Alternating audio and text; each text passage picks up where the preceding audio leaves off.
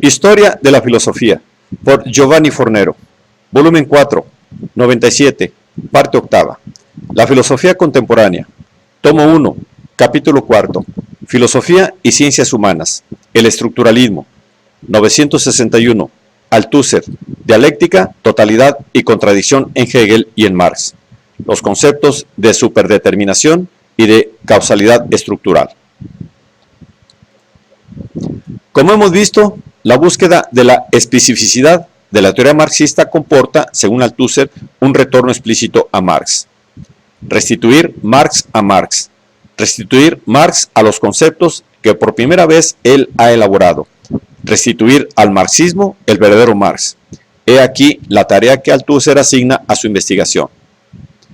Volver a Marx significa a su vez saber captar la diferencia que separa al fundador del socialismo científico de los filósofos anteriores. Diferencia que Marx había establecido inequivocablemente, pero no pensado suficientemente. Marx, que ha producido en su obra la diferenciación que le separa de sus predecesores, no ha pensado con la debida claridad el concepto de esta diferenciación. Esta es la suerte común de todos los inventores. Marx no ha pensado teóricamente, de forma adecuada y desarrollada, el concepto y las implicaciones teóricas del salto teórico revolucionario llevado a cabo por él. Tanto es así que el marxismo ha acabado por ser interpretado por sus sucesores según esquemas hegelianos, humanísticos e historicistas, o sea, a través de formas de pensamiento que, según Althusser, han sido puestas irremediablemente en crisis por la revolución filosófica científica de Marx. Pensar la especificidad del marxismo significa, pues, pensar el anti-hegelismo, el antihumanismo, el antihistoricismo que lo caracterizan en profundidad. Y puesto que hegelismo, humanismo e historicismo representan las coordenadas conceptuales en las que se ha movido gran parte de la filosofía francesa y europea de nuestro siglo, incluido el marxismo occidental, pensar la peculiaridad teórica y metodológica de la doctrina de Marx significa establecer su originalidad frente a la línea dominante de la cultura del 800 y del 900. El antihegelismo radical de Althusser y su oposición a toda forma de hegelomarxismo, entendido en el sentido lato de continuidad entre Marx y Hegel, nacen de la persuasión según la cual la célebre fórmula marxiana del vuelco sería inadecuada y destinada a causar más problemas que los que resuelve, como, por lo demás, la diferenciación engelsiana entre método y sistema. Tratando de evidenciar la zanja insalvable que separa la dialéctica de Marx de la dialéctica de Hegel, Althusser sostiene que la metáfora del vuelco no plantea tanto el problema de la naturaleza de los objetos a los que se trataría de aplicar un mismo método, el mundo de la idea en Hegel, el mundo real en Marx, como precisamente el problema de la naturaleza de la dialéctica en sí, o sea, el problema de sus estructuras específicas. En otros términos, según nuestro autor, el problema auténtico de Marx, más allá de su terminología errónea, no consistiría en un simple vuelco de la dialéctica, sino en una transformación. Hablando claramente, esto implica que ciertas estructuras fundamentales de la dialéctica hegeliana, como la negación de la negación, la identidad de los contrarios, la superación, la transformación de la cualidad en cantidad, la contradicción, etc., tienen en Marx, en la medida en que él se sirve de ellas, y no siempre es así, una estructura distinta de la que tiene en Hegel. Convicción que nuestro autor, más allá de todas las críticas, repite también en la discusión de Amiens de 1975. He luchado bastante para demostrar que este vuelco no volvía, y no era más que la metáfora de una auténtica transformación materialística de las figuras de la dialéctica, según la cual Marx nos prometió 20 páginas que nunca escribió. Rechazando el concepto de una dialéctica pura, común al idealismo y al materialismo, Althusser muestra cómo el banco de pruebas de la diversidad de los dos modelos dialécticos está constituido por las nociones interconectadas de totalidad y de contradicción. Hegel, observa nuestro autor, piensa la totalidad mediante el esquema esencia-fenómeno, o sea, en la línea de una unidad simple, la idea, que se manifiesta primeramente en una multiplicidad de determinaciones alienadas, para después reconquistarse dialécticamente como espíritu. La totalidad hegeliana es el desarrollo alienado de una unidad simple. No es, por lo tanto, rigurosamente hablando, más que el fenómeno, la manifestación de sí de este principio simple, que persiste en todas sus manifestaciones, y por lo tanto también en la alienación que prepara su reconstitución. Todas las diferencias concretas que figuran en la totalidad hegeliana, comprendidas las esferas distinguibles en esta totalidad, sociedad civil, Estado, religión, filosofía, etc., todas estas diferencias son negadas apenas han sido afirmadas, puesto que no son nada más que los momentos de la alienación del principio interno simples de la totalidad, que se realiza negando las diferencias alienadas que plantea. Dicho de otro modo, la especulación hegeliana aparece como dominada por una idea de la totalidad expresiva, en la cual todos los elementos son partes totales, cada una de las cuales expresa la unidad interna de la totalidad, que no es otra cosa en toda su complejidad, sino la objetivación, alienación de un principio simple. La totalidad marxiana se configura, en cambio, según Althusser, como algo complejo y articulado. La unidad de la cual habla el marxismo es la unidad de la complejidad misma. Es el siempre ya dado de una unidad compleja estructurada. Esta totalidad compleja posee la unidad de una estructura articulada o dominante. En efecto, la estructura del todo está articulada como la estructura de un todo orgánico jerarquizado. La coexistencia de los componentes y de las relaciones en el todo está sujeta a la influencia de una estructura dominante que introduce un orden específico en la articulación de los componentes y de las relaciones. La estructura dominante que estructura el todo es, obviamente, la economía. Althusser hace notar, a este propósito, cómo la célebre diferenciación marxiana entre estructura y superestructura no es más que una tópica, o sea, una metáfora espacial que asigna a realidades dadas un determinado puesto en el espacio. Tópica, del griego topos, lugar.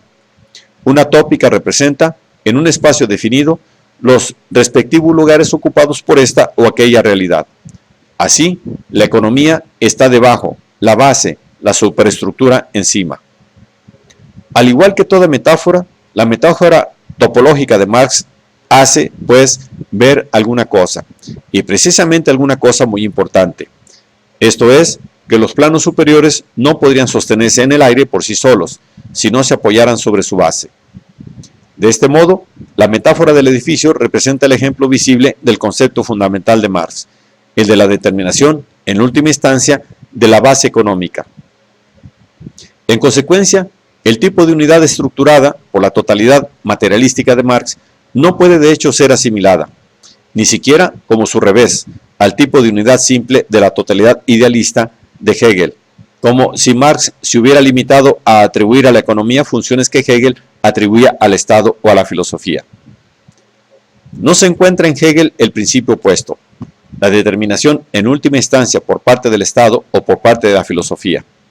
Es Marx quien dice: en realidad, la concepción hegeliana de la sociedad equivale a hacer de la ideología el motor de la historia. Pero Hegel no dice nada parecido. No existen para él, en la sociedad, en la totalidad existente, determinaciones en última instancia. La sociedad hegeliana no está unificada ni condicionada por una de sus esferas, sea política, filosófica o religiosa.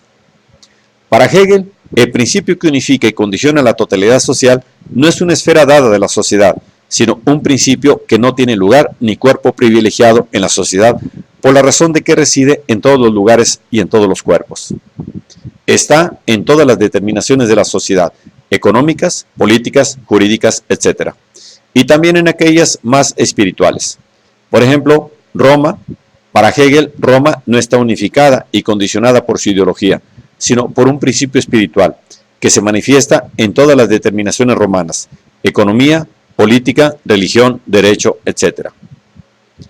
Estos modelos asimétricos de totalidad, simple y compleja, presentes en Hegel y en Marx, corresponden, es más, se identifican con dos modos auténticos de entender la contradicción.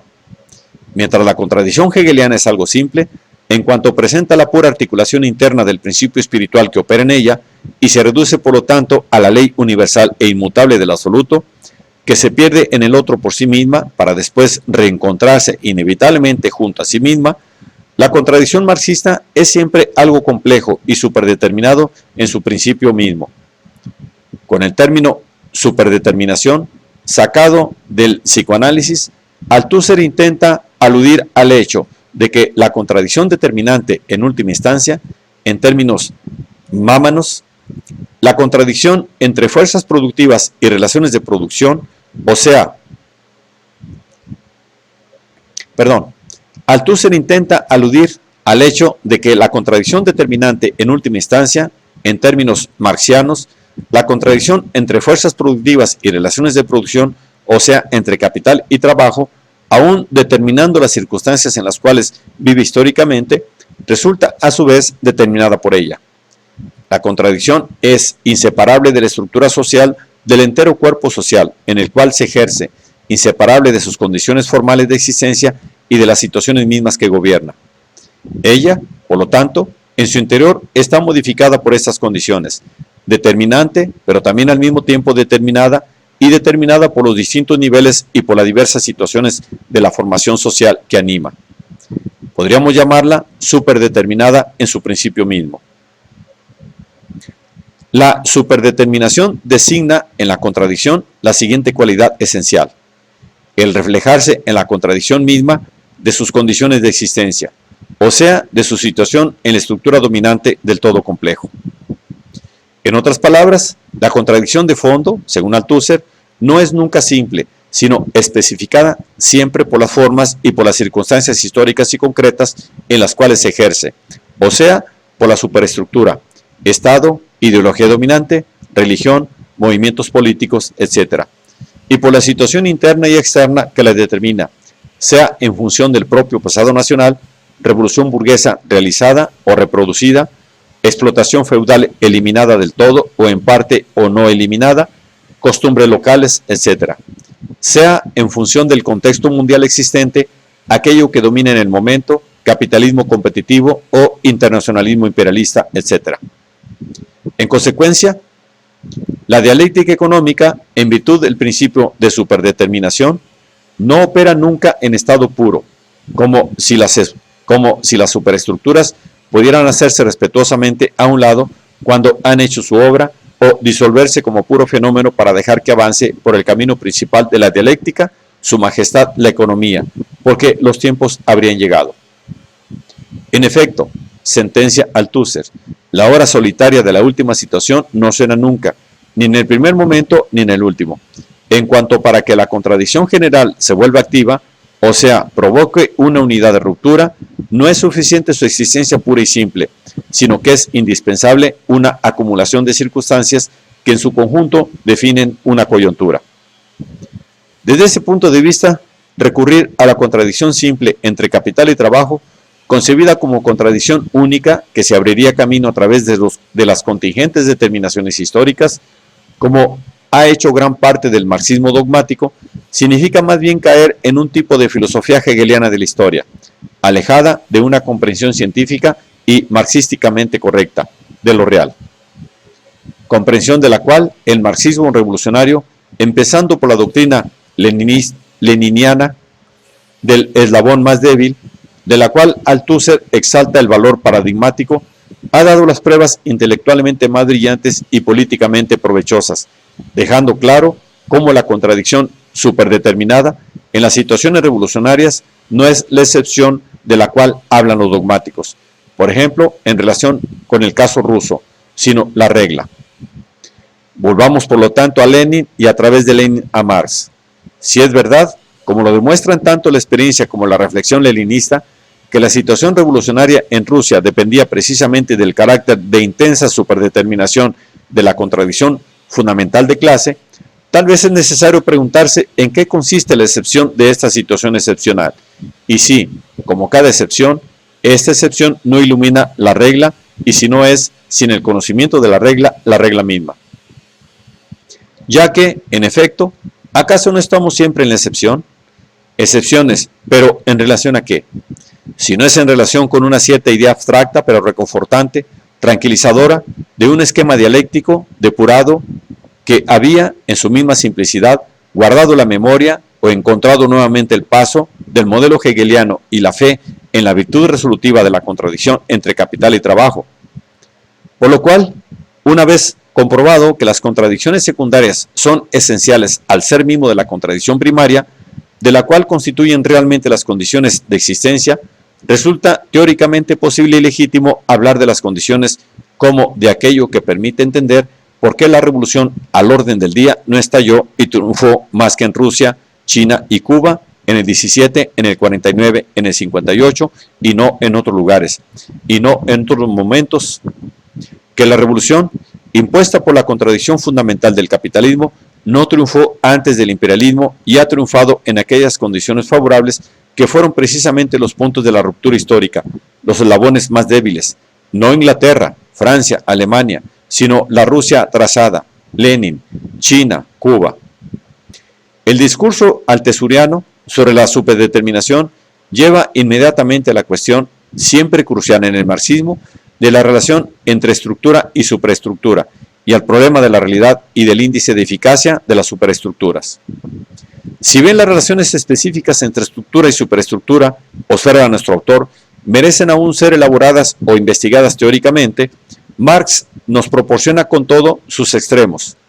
Por un lado, la determinación en última instancia por obra del mundo de producción, la economía, y por otro, la eficacia peculiar de las superestructuras. Esta última, en la tradición marxista, está pensada bajo dos formas. Inciso 1. Hay una autonomía relativa de la superestructura con respecto a la base. Inciso 2. Hay una acción de retorno de la superestructura sobre la base. Incluso si, puntualiza Althusser, la teoría de la eficacia específica de las estructuras y de las otras circunstancias sigue estando en gran parte por elaborar y sigue siendo, como el mapa de África antes de las grandes exploraciones, una tierra conocida en sus contornos de grandes relieves y cursos de agua, pero casi siempre, salvo alguna región bien definida, desconocida en sus particulares. ¿Quién, después de Marx y Lenin, ha intentado realmente continuar la exploración? Solo sé de Gramsci. La doctrina de las superestructuras en los proyectos de Althusser quiere ser, en efecto, un modo de pensar. Al mismo tiempo, la determinación en última instancia por parte de la economía y el índice de eficacia de las superestructuras en el interior de las diversas coyunturas históricas. O sea, un modo para fundar sobre bases categoriales sólidas la verdad y concreción de la ciencia marxista. Dada la centralidad que la teoría de la superdeterminación reviste en el interior de la economía del pensamiento de Althusser, no es de extrañar que precisamente sobre ella se hayan dirigido las observaciones de los críticos. Entre los primeros en levantar objeciones encontramos a algunos intelectuales de izquierda ligados al Partido Comunista Francés y colaboradores de la revista La Pensée, la misma en la que nuestro autor había publicado el ensayo, Contradicción y Superdeterminación.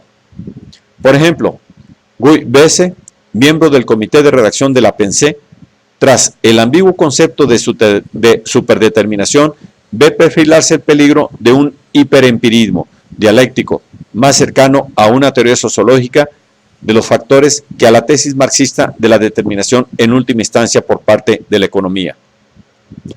Observaciones parecidas hizo también Garaudi, según el cual, cualquiera que sea la complejidad de las mediaciones, la práctica humana es una sola y su dialéctica constituye el motor de la historia.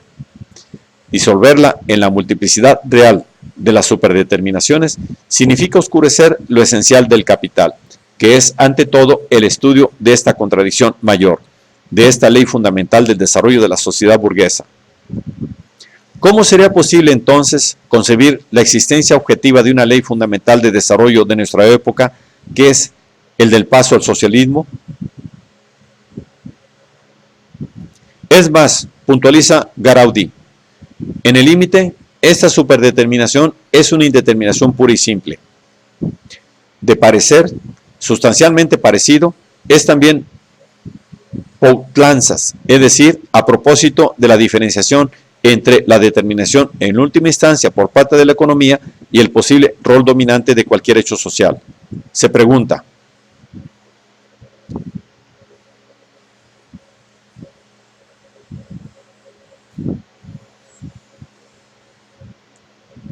manifestando su aversión hacia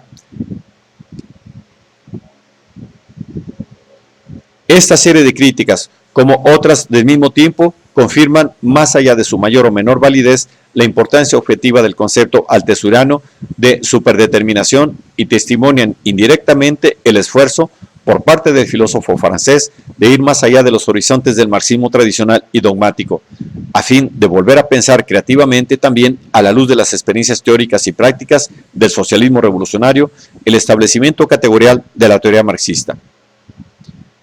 Que la idea de superdeterminación, como han hecho notar varios estudiosos, implica una revaloración de tipo gramsciano de la superestructura, es sin duda verdad.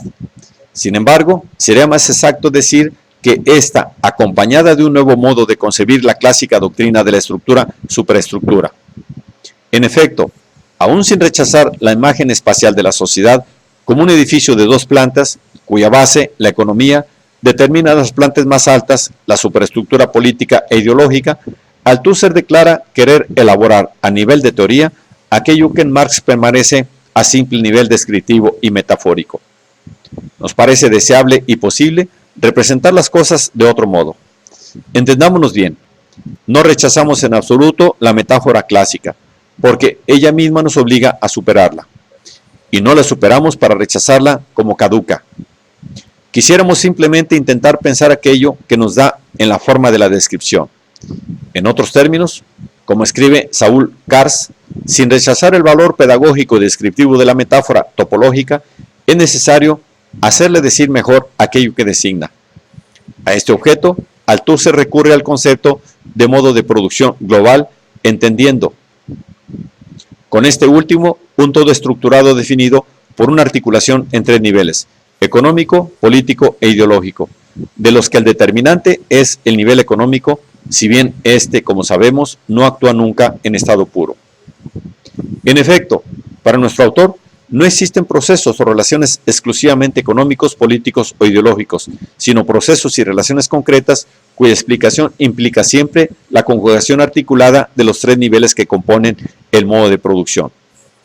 La producción implica también la reproducción, o sea, las condiciones de su continuidad, y supone, por una parte, la reproducción de la unidad articulada, fuerzas productivas, relaciones de producción, y por otra parte, supone la reproducción de las condiciones políticas, jurídicas e ideológicas que aseguran la continuidad y el ensanchamiento de esta unidad articulada. Las relaciones de clase no se explican solo con las condiciones económicas. El proceso de producción supone también un cierto sistema ideológico de representaciones, valores, actitudes, instituciones y aparatos que regulan la actividad de los agentes sociales. En lugar de la dicotomía establecida por Marx entre estructura y superestructura, en Althusser se establece, por lo tanto, el concepto de una estructura global, el modo de producción articulada en estructuras regionales, los tres niveles. En virtud de este modelo, cada región o práctica se configura como una estructura caracterizada por un cierto tipo de relación o de juego combinatorio entre sus elementos, estructura que aparece a su vez inscrita en una estructura global que se incluye y determina. Por ejemplo, a nivel económico propiamente dicho, la estructura constituyente y determinante de los objetos económicos es la estructura siguiente: unidad de las fuerzas productivas, relaciones de producción. Sin embargo, el concepto de esta última estructura no puede definirse independientemente del concepto de la estructura global del modo de producción. A primera vista, esta afirmación althuseriana de la regionalidad de la práctica económica parece estar en contradicción, como por ejemplo opinan algunos críticos, con la tesis marxista de la determinación en última instancia por parte de la economía. En realidad, manteniendo el carácter regional del plano económico, Althusser no contradice el marxismo, en cuanto a la estructura global, desde su punto de vista, no es más que la diferenciación o la combinatoria del todo social en los tres niveles antes indicados, con el económico en posición determinante. Por lo cual, decir que la estructura global influye sobre la regional significa solamente puntualizar que la economía, coherentemente con la doctrina de la superdeterminación, aun siendo determinante en última instancia, está a su vez superdeterminada por los otros niveles. No hay acceso a la esencia de lo económico más que por medio de la construcción de su concepto, o sea, poniendo en evidencia el lugar ocupado en la estructura del todo por la región de lo económico, poniendo pues en evidencia la articulación existente entre esta región y las otras, superestructuras jurídico-políticas e ideológicas, y el grado de presencia o de eficacia de las otras regiones en lo económico mismo. Esta presencia que nuestro autor subraya hasta el punto de escribir que no es posible pensar las relaciones de producción en su concepto si se hace abstracción de sus específicas condiciones de existencia superestructurales. Según Althusser, el principal problema epistemológico que nace de la teoría marxista es más bien el relativo al tipo de determinación sobreentendido por el concepto de estructura. ¿Mediante qué concepto se puede pensar el tipo de determinación nueva, que ha sido identificado como la determinación de los fenómenos de una región dada por parte de la estructura de esta misma región?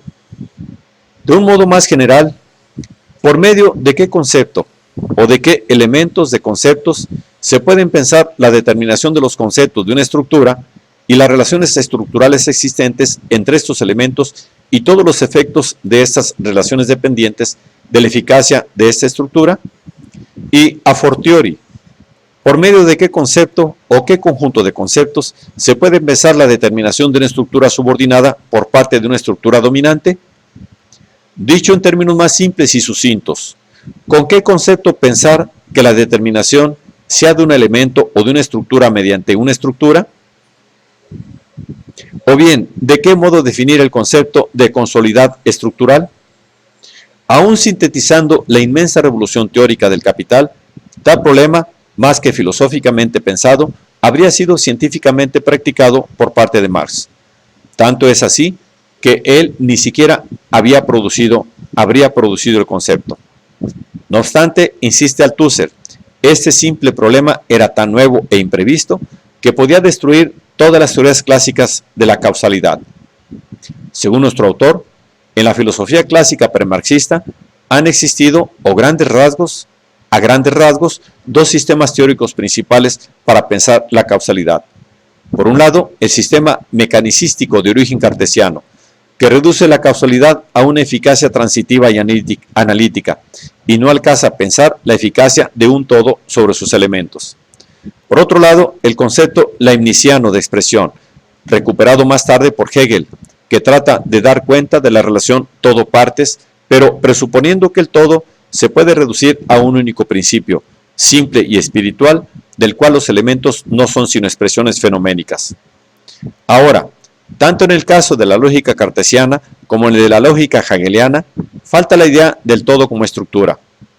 Pero si el todo se pone como estructurado, es decir, como poseedor de un género de unidad del todo diferente del tipo de unidad de la totalidad espiritual, las cosas son diferentes. Se hace imposible no solo pensar la determinación de los elementos por parte de la estructura bajo la categoría de la causalidad analítica y transitiva, sino que también es imposible pensarla bajo la categoría de la causalidad expresiva global de una esencia interior unívoca inmanente a sus fenómenos. El único teórico que dentro de la filosofía clásica habría tenido la audacia de plantear el problema de la causalidad y de esbozar una primera solución habría sido Spinoza. Pero la historia, como sabemos, lo había sepultado en las profundidades de la noche. Y solo fue a través de Marx, que sin embargo lo conocía mal, que empezamos a duras penas a entrever los rasgos de este rostro pisoteado. En efecto, la gran intuición del autor de la Ética, retomada por Marx, es la existencia de la estructura en sus efectos, y su ser nada fuera de sus efectos. Volviendo al modelo spinoziano y desarrollando sus propuestas de un modo dialéctico, Althusser entiende, pues, por causalidad estructural, el índice de eficacia de un todo sobre sus elementos. Un todo que no obra fuera de sus elementos, de los cuales es la combinación o spinozianamente el orden inmanente, pero solo en el sistema global de los elementos mismos, o sea, en el movimiento total de sus efectos.